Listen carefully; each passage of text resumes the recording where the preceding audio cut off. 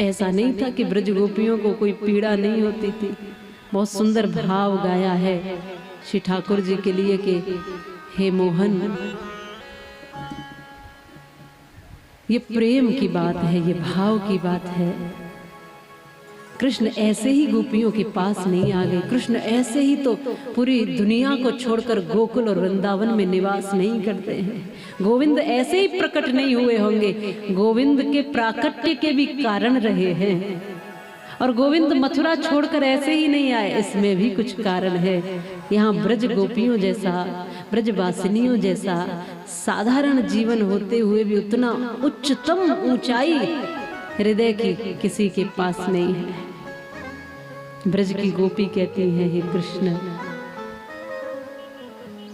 ये प्रेम की गहराई है।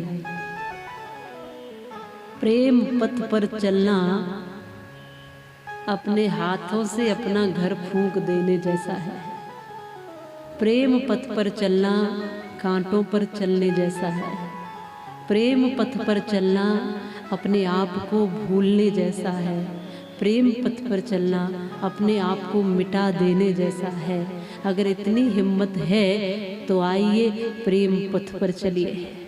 यदि इतनी हिम्मत है तो आइए कृष्ण भक्ति में जुड़िए। यदि इतना साहस है तो आइए परमात्मा से प्रेम करिए।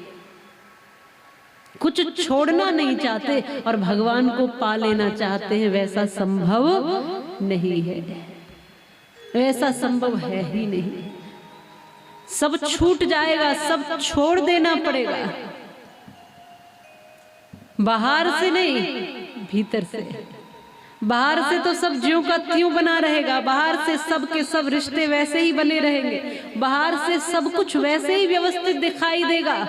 बाहर से सारा संसार, सारी दुनिया, सब कुछ वैसे ही होगी। लेकिन भीतर से आप निर्लेप हो जाओगे, भीतर से विरक्त हो जाओगे, भीतर से एकांत में चले जाओगे। भीतर से केवल और केवल आप और आपके श्याम सुंदर बचेंगे, बाकी सब कुछ समाप्त हो जाएगा।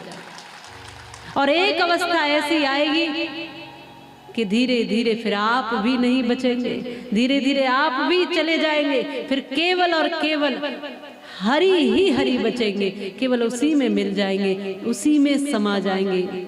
मिटा दे अपनी हस्ती को, गर मर्तबा चाहे दाना खाक में मिलकर गुले गुलजार हो जाए। एक अवस्था ऐसी आती है साधकों को। हमारे एक भाई पूछ रहे थे कि कैसे भगवान को मानूं, कैसे पूजूं। तो अवस्था आती है, आप चलते तो जाइए, उसके होते तो जाइए। एक अवस्था ऐसी आती है कि तब कुछ दिखाई नहीं देता है, सब कुछ सामने होता है, फिर भी कुछ दिखाई नहीं देता है। केवल एक बचा रहता है, श्याम सुंदर। मीरा को कोई दिखता कहाँ था? आप बोलिए, मीराबाई को कोई दिखता था? वृंदावन में जब गई तो किसी ने भी उनको, वो एक मंदिर में ऐसा नियम था कि स्त्री प्रवेश नहीं कर सकती थी, और मीराबाई प्रवेश कर गई। वो वहां सामने देखा तो बांके बिहारी को पुजारी ने रोकते हुए कहा, तुम कहां चली जा रही हो?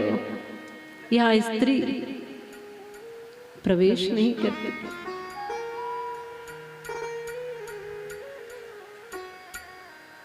मीरा कहती है, इतने दिन तुम्हें हो गए पुजारी भगवान की सानिध्य में, इतने दिन से तुम यहाँ पूजा कर रहे हो, इतने दिन से भगवान को मना रहे हो, लेकिन अभी भी तुम्हारी दृष्टि में स्त्री और पुरुष ही बचे हैं।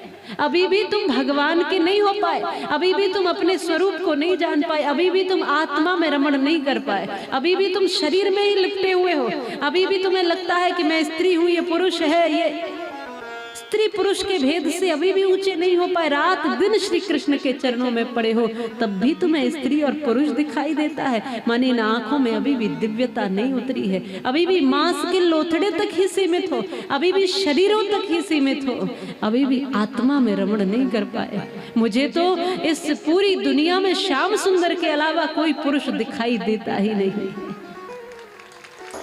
जिधर भी देखती हूँ श्याम सुंदर दिखाई देते हैं, कोई और दिखता ही नहीं है, कुछ और सुनाई ही नहीं देता है। लगता है कृष्ण ही बात कर रहे हैं और कुछ सुनाई नहीं देता है। आज मीराबाई के पदों को गा गा करके लोग भक्ति करना सीखते हैं। इतना उच्चतम प्रेम था मीराबाई का। सामान्य सी ब्रज की गोपियों ने इतना ऊंचा अपने आप को बना लिया। ये साधकों की साधना है। कुछ लोग कंदराओं में, गुफाओं में भगवान का ध्यान करके समाधि में जाकर उसको पा लेते हैं, और कुछ लोग संसार में तो रहते हैं लेकिन संसार में रहते हुए भी सर्वस्व हरि में समर्पित करके, प्रेम करके, अनंत प्रेम करके उसको पा लेते हैं। प्रेम जब अनंत हो गया तो रोम रोम संत हो गया, देवालय बन गया बदन, ये संत तो महंत हो गया। प्रेम जब अनंत हो गया, अनंत प्रेम में पहुंचकर उसको पा लेते हैं। ब्रज में कुछ ऐसा ही प्रेम था। अगर भगवान आए हैं ना, तब तो कुछ विलक्षण ही लोग यहाँ पर होंगे। बड़े बड़े शास्त्रों का अध्ययन ब्रज गोपियों ने नहीं किया, लेकिन बहुत सहजता में जाकर, गहराई में जाकर उन्होंने कृष्ण का दर्शन कर लिया। इसलिए कहते भी हैं कि भगवान कई बार बड़े बड़े ज्ञानियों को नहीं मिलते, प्रेमियों को मिल जाते हैं, फकीरों को मिल जाते हैं। जो बड़े बड़े ज्ञान लेकर के बैठे हैं, कई बार उनको नहीं मिलते हैं। इसलिए ज्ञान हो न हो उतना, ज्ञानी बनो न बनो उतना, प्रेमी जरूर बन जाना। उतना ही ज्ञान ठीक है जितना आपको प्रेमी बना सके। नहीं तो कई बार लोग 4 अक्षर पढ़ लें तो तर्क और वितर्क में आ जाते हैं, असली सार से भूल जाते हैं। इसलिए शास्त्र कहता है, शास्त्रान्य द्वितीयापि भवन्ति मूर्खः यस्तु क्रियावान पुरुषः सह पंडितः। शास्त्र ने कहा कि कई बार शास्त्रों को पढ़ने वाले भी मूर्ख पाए जाते हैं।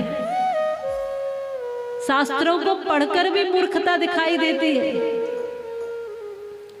कई बार शास्त्र भी शास्त्र पढ़ने वाले का कल्याण नहीं करते यदि उसके आचरण में और जीवन में शास्त्र नहीं हो तो। जैसे कि नेत्रहीन व्यक्ति को दर्पण दिखा नहीं सकता है, इसमें दर्पण की गलती और कमी नहीं है। नेत्र ही नहीं है तो दर्पण क्या करेगा? दर्पण तो वही दिखाता है जैसे तुम हो। वैसे ही अगर आचरण में शास्त्र नहीं है तो शास्त्र क्या करेगा? शास्त्र भी तुम्हारा कल्याण नहीं कर सकता है। जो शास्त्र को आचरण में उतारेगा वही पंडित कहलाता है, वही ज्ञानी कहलाता है, वही विद्वान कहलाता है। नहीं तो रावण को 4 वेद कंठस्थ थे, इतना बड़ा ज्ञानी था, उसके बाद भी सब कुछ समाप्त कर लिया उसने इस ज्ञान के अभिमान में ही। यह बात इसलिए प्रेम की हो रही है कि ब्रज गोपियों में उतना ज्ञान, इस बुद्धि के लेवल पर शास्त्रों का अध्ययन नहीं किया, लेकिन हृदय की गहराई में इतनी गहरी हो गई हैं कि कृष्ण भी उनके पीछे पीछे है। जब चाहे तब कहती है, ओरे नंद के छोरा, ये भी दौड़े चले आते हैं। माखन नहीं दे रही है तो नहीं दे रही है, फटकार लगा देती है। इतना भला किसकी हिम्मत कि भगवान को फटकार लगा दे? ये तो कोई प्रेमी ही कर सकता है। इसलिए ब्रज के रसिक भी और भक्तजन भी कहते हैं कि तुम रूठे रहो मोहन, हम तुमको मना लेंगे और आहों में असर होगा तो घर बैठे बुला लेंगे।